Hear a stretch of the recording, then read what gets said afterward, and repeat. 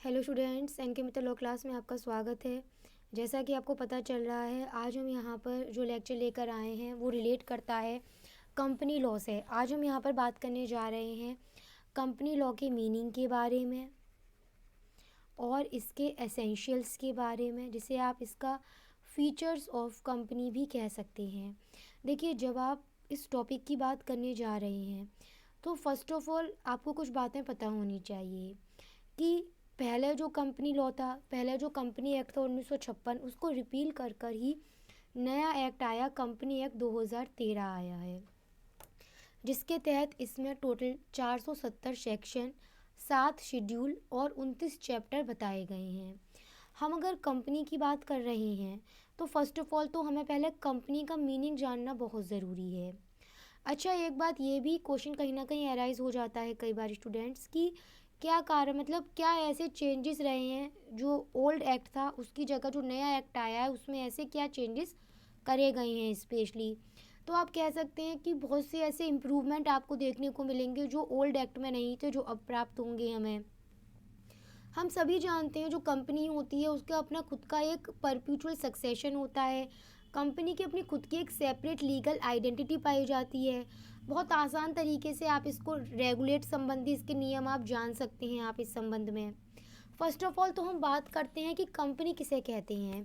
तो सबसे पहले तो आपको पता होना चाहिए कि जो कंपनी है उसे कंपनी एक्ट 2013 के कौन से सेक्शन में डिफाइन करा गया है। तो कंपनी को डिफाइन करा गया है इस संबंध में कंपनी एक्ट के तहत सेक्शन 2 सबसेक्शन 20 में डिफाइन करा गया है। कंपनी का मतलब क्या है? A company incorporate under this act और अंडर एनी प्रीवियस लॉ। कोई अच्छा, एक बात हमेशा याद रखना, कंपनी का रजिस्ट्रेशन होना, कंपनी का इनकॉर्पोरेशन होना बेहद ज़रूरी है। और किसी भी कंपनी को आप कभी कंपनी कह सकते हैं जब आपने उसको इनकॉर्पोरेट करवाया है इसी एक्ट के तहत या किसी प्रीवियस लॉ के तहत, हम उसे ही कंपनी कहेंगे। और ये परिभाषा कहाँ दे रखी गई है कंपनी की? सेक्शन 2 सबसेक्शन 20 में दे रखी गई है। अगर मैं कंपनी की फीचर्स की बात करूं, कंपनी के एसेंशियल्स की अगर मैं बात करूं, तो फर्स्ट ऑफ ऑल तो कंपनी एक आर्टिफिशियल पर्सन है। याद रखिएगा, कंपनी हमारी तरह एक नेचुरल पर्सन नहीं है। उसका जन्म जो होता है कंपनी का, it is a creation by law, it is a artificial person. इसलिए कंपनी के पास ये ऑथोरिटी है कि उसके अगेंस्ट या उसके द्वारा भी मुकदमा दाखिल किया जा सकता है, तो उसके अगेंस्ट भी मुकदमा दाखिल हो सकता है, because it is a artificial person है कंपनी। एक कंपनी का क्रिएशन बाय लॉ होता है। कंपनी एक परपेचुअल सक्सेशन रखती है। मतलब बहुत सिंपल है, कंपनी को कोई फ़र्क नहीं पड़ता है कौन आ रहा है कौन जा रहा है, उसका मेंबर वो अपने आप में स्थापित रहती है, वो अपने आप में परपेचुअल सक्सेशन रखती है। कंपनी एक लीगल सेपरेट आइडेंटिटी रखती है, उसका अपना एग्जिस्टेंस पाया जाता है। कंपनी का अस्तित्व, कंपनी का एग्जिस्टेंस अपने मेंबर्स पर डिपेंड नहीं करता है, वो अपने आप में अपना लीगल आइडेंटिटी रखती है। एक कंपनी के पास अपनी एक कॉमन सील पाई जाती है। अब तो यहाँ इस संबंध में भी अमेंडमेंट 2015 में हो चुका है कि कंपनी के द्वारा कॉमन सील रखना अब ये ऑप्शनल कर दिया गया है। अगर company as a optional common seal नहीं रखती है तो फिर ऑथराइजेशन कैसे किया जाएगा? तब वहाँ पर जो 2 डायरेक्टर्स होते हैं उनके द्वारा ऑथराइजेशन कर दिया जाएगा, या फिर डायरेक्टर प्लस कंपनी सेक्रेटरी जो कंपनी का है उसके द्वारा भी ऑथराइजेशन करा जा सकता है बाय सिग्नेचर। कंपनी की अपनी खुद की एक लीगल आइडेंटिटी पाई जाती है। यही सब बातें अभी हमने आपको बताई हैं।